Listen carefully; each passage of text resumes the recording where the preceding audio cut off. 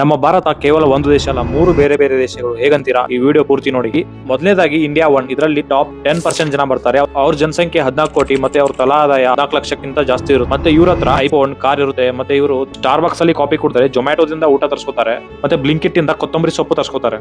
ಎರಡನೇದು ಇಂಡಿಯಾ 2 ದೇಶ. ಇಂಡಿಯಾ 2 ದೇಶದಲ್ಲಿ ನೆಕ್ಸ್ಟ್ 40% ಜನ ಬರ್ತಾರೆ. ಇವ್ರ ಜನಸಂಖ್ಯೆ 60 ಕೋಟಿ, ಇವ್ರ ತಲಾ ಆದಾಯ 2 ರಿಂದ 3 ಲಕ್ಷ. ಮತ್ತೆ ಇವರು ಪ್ಯೂರ್ಲಿ EMI ಮೇಲೆ ಬದುಕೋ ಜನ. ಇವ್ರ ಟಾರ್ಗೆಟ್ ಏನಂದ್ರೆ ಸಣ್ಣ ಮನೆ, ಮಕ್ಕಳ ವಿದ್ಯಾಭ್ಯಾಸ, ಮತ್ತೆ ಬೇರೆಯವ್ರನ್ನ ಇಂಪ್ರೆಸ್ ಮಾಡೋಕೆ ಲಕ್ಷಾಂತರ ರೂಪಾಯಿ ಖರ್ಚು ಮಾಡಿ ಒಂದು ಮದುವೆ ಮಾಡೋದು. ಒಂದೇ ಒಂದು ರೋಗ ಅಥವಾ ಎಮರ್ಜೆನ್ಸಿ ಬಂದ್ರೆ ಇವ್ರು ಪೂರ್ತಿ ದಿವಾಳಿ ಆಗ್ಬೇಕಾಗುತ್ತೆ. ಕೊನೆಯದಾಗಿ ಇಂಡಿಯಾ 3 ದೇಶದಲ್ಲಿ ಬರ್ತಾರೆ. ಉಳಿದಿರೋ 50% ಜನ. ಇವ್ರ ಜನಸಂಖ್ಯೆ 70 ಕೋಟಿ. ಇವ್ರ ತಲಾಯದ ಅಂತೂ ಇರೋದೇ ಇಲ್ಲ. ಯಾವ ದಿನ ಕೂಲಿ ಕೆಲಸ ಮಾಡ್ತಾರೋ ಆ ದಿನ ಊಟ, ಇಲ್ಲಾಂದ್ರೆ ಉಪವಾಸ. ಇವನ್ ಇವ್ರ ಹತ್ರ ಒಂದು ಕೀಪ್ಯಾಡ್ ಮೊಬೈಲು ಇರಲ್ಲ. 2 ಹೊತ್ತು ಊಟ ಸಿಕ್ಕರೆ ಅದೇ ಇವರಿಗೆ ಐಷಾರಾಮಿ ಜೀವನ. ಸೊ ಇದ್ರಲ್ಲಿ ಒಂದು ಇಂಟ್ರೆಸ್ಟಿಂಗ್ ಫ್ಯಾಕ್ಟ್ ಏನಂದ್ರೆ ಜಾಸ್ತಿ ವೋಟ್ ಮಾಡೋದು ಇಂಡಿಯಾ 3 ದೇಶದಲ್ಲಿರೋ ಜನಾನೇ. ಮಿಕ್ಕಿದೆಲ್ಲ ನಿಮಗೆ ಗೊತ್ತಿರುತ್ತೆ. ಇದೆಲ್ಲ ನೋಡ್ತಿದ್ರೆ ಭಾರತ ಏನೋ ಅಭಿವೃದ್ಧಿ ಹೊಂದಿದೆ, ಬಟ್ ಎಲ್ಲಾ ಸೌಲಭ್ಯಗಳು ಇಂಡಿಯಾ 1 ದೇಶಕ್ಕೆ ಸಿಗ್ತಾ ಇದೆ. ಭಾರತ ವಿಶ್ವಗುರು ಆಗೋದಲ್ಲ, ಭಾರತದಲ್ಲಿ ಬದುಕೋದೇ ಲಾಯಕ್ಕಿಲ್ಲ ಅನ್ಸುತ್ತೆ. ಸೊ ಈ 3 ದೇಶದಲ್ಲಿ ನೀವು ಯಾವ ದೇಶದಲ್ಲಿ ಇದ್ದೀರಾ ಕಮೆಂಟ್ ಮಾಡಿ.